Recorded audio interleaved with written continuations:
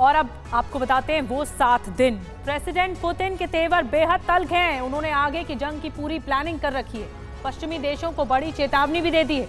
तो सवाल उठ रहा है कि क्या आगे अब विश्व युद्ध की तैयारी हो रही है, क्योंकि पुतिन ने यह भी कहा है कि लैटिन अमेरिका और यूरोप के कई देश उनके साथ खड़े हैं। दूसरी तरफ खबर यह भी है कि पहली बार किसी तीसरे देश के सैनिक यूक्रेन युद्ध में सीधे तौर पर शामिल हो रहे हैं। आखिर कौन सा वो देश है जिसके सैनिक सीधे तौर पर शामिल हो रहे हैं, देखिए रिपोर्ट।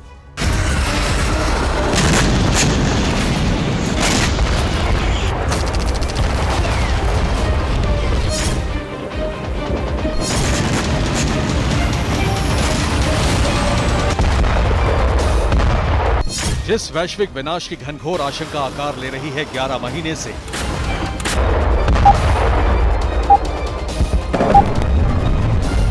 ये अनार उगा के हर साल 1 एकड़ की जमीन पर 10 लाख कमा रहे हैं। उनसे सीखना है तो फ्रीडम ऐप को अभी डाउनलोड कीजिए। जिस वैश्विक बारूदी त्रासदी की घंटी बज रही है यूक्रेन युद्ध शुरू होने के बाद से,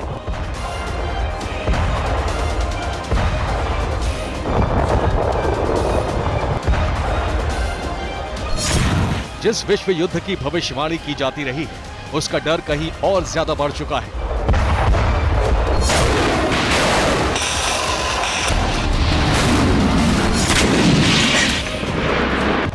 यूक्रेन युद्ध का बारूदी विस्तार वैश्विक स्तर पर होने का खतरा अति पर पहुंच चुका है।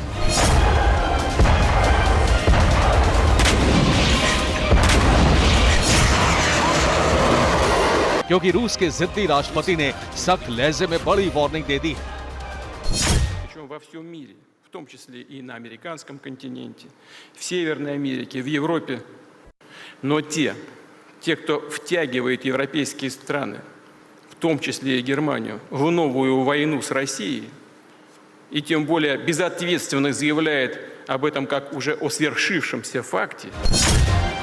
पुतिन के शस्त्रागार खोलने के इस बारूदी धमकी के बीच सवाल उठ रहे हैं कि क्या प्रेसिडेंट पुतिन ने वैश्विक विध्वंस की लकीर खींच दी है?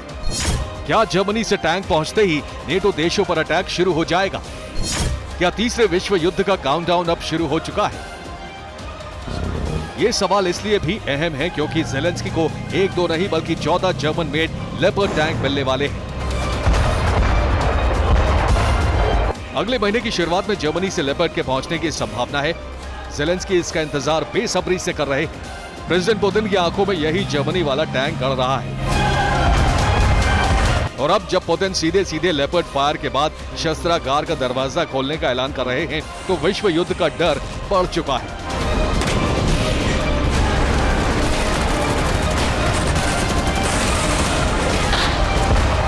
डर का मीटर इसलिए भी ऊपर है क्योंकि यूक्रेन युद्ध में पहली बार रूस की ओर से तीसरे मुल्क की फौज उतरने वाली है।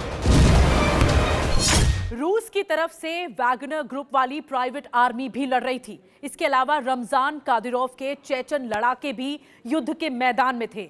पूर्व अफगान सैनिकों ने भी हिस्सा लिया था और इसके अलावा सीरियाई लड़ाके भी युद्ध के मैदान में डटे हुए थे। मगर अब तक किसी भी मुल्क के सैनिक यूक्रेन युद्ध में शामिल नहीं हुए थे। यहां तक कि बेलारूस के सैनिक भी मोर्चे पर तैनात हैं, लेकिन वो इस युद्ध में उतरे नहीं हैं। मगर साउथ कोरिया ये दावा कर रहा है कि पहली बार रूस के लिए किसी देश की सेना लड़ने वाली है, और इसीलिए ये दावा किया जा रहा है साउथ कोरिया की तरफ से कि नॉर्थ कोरिया का तानाशाह किम जोंग उन अपनी सेना को रूस में लड़ने के लिए भेज रहा है। रिपोर्ट के मुताबिक उत्तर कोरिया के करीब 500 सैनिक यूक्रेन जाएंगे। डॉनबास में रूसी सेना के साथ मिलकर लड़ेंगे। इससे पहले खबर आई थी कि उत्तर कोरिया के बारूदी बादशाह ने यूक्रेन में लड़ रही रूसी फौज के लिए हथियारों की खेप भेजी थी। हालांकि रूस ने तब इसका खंडन किया था, मगर साउथ कोरिया ने अब जब किम के बंदूकधारियों के युद्ध में उतरने का दावा किया है, तो विश्व युद्ध की भविष्यवाणी सच के करीब दिख रही है।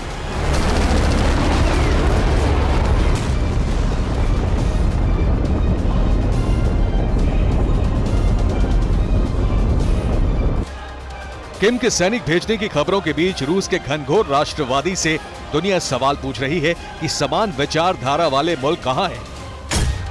रूसी मीडिया में इस पर जमकर बहस हो रही है। खुलकर चे गुवेरा और माओ का नाम लेकर चीन से समर्थन को लेकर सवाल पूछे जा रहे हैं। ये अनार उगा के हर साल 1 एकड़ की जमीन पर 10 लाख कमा रहे हैं। उनसे सीखना है तो फ्रीडम ऐप को अभी डाउनलोड कीजिए।